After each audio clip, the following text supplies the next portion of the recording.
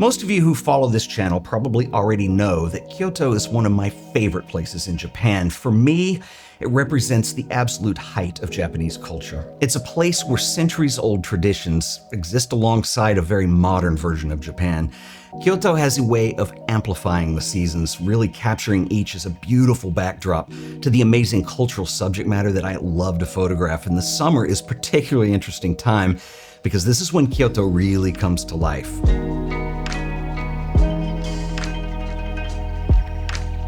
Kyoto in July, well, it's hot, it's crowded, it's chaotic, and it's absolutely unforgettable. The evenings are warm and absolutely electric. During Gion Matsuri, the downtown streets are actually closed off to only pedestrian traffic.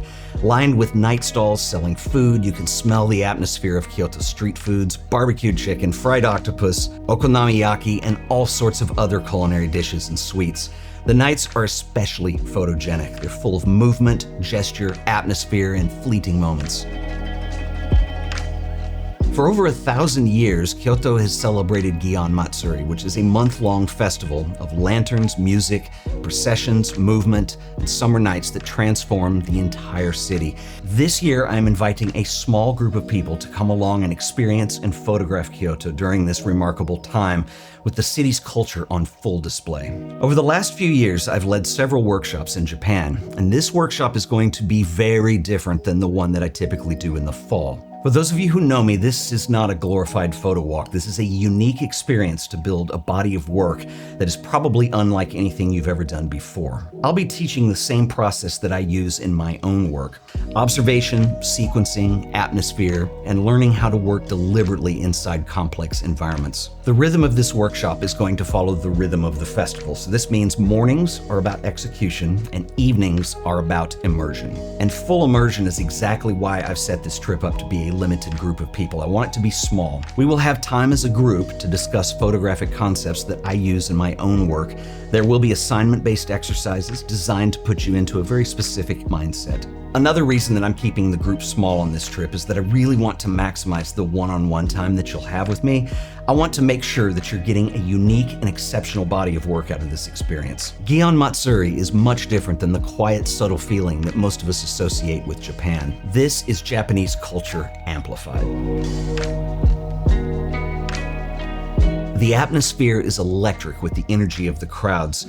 The senses are on full display between the sounds of drums, lantern-lit streets, and warm summer evenings. Also interesting are private homes that align some of these streets. They typically open up their entryways during this time of the year to display heirlooms in a tradition referred to as the Folding Screen Festival. There are many ceremonies that are held during the month-long celebration, including Yamaboko Junko, which is the famous procession of floats. The floats are a visual centerpiece of the festival. These massive wooden structures move slowly through the streets, pulled by ropes, and are accompanied by drums, flutes, and chanting. Towering over the crowds, they become moving stages filled with music, gesture, and centuries of tradition. In addition to the festival, we will have some cultural opportunities with other subjects as well. One of them will be Maiko, and many of you know that I have shot a lot of Maiko images over the years. They represent a living tradition in Kyoto and are one of my favorite subjects to photograph. We will have a private photo session with 2 Maiko. As you can probably glean from my description here, this is a very different workshop than what I normally do. And I will say up front that this workshop is not for everyone.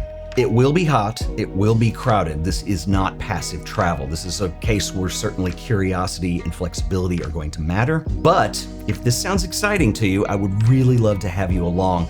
This is one of the most unique workshops that I've ever planned, and I am really excited to be teaching it. If you are interested, I will put a link in the description below this video. You could also go to tedforbes.com. All the information is there.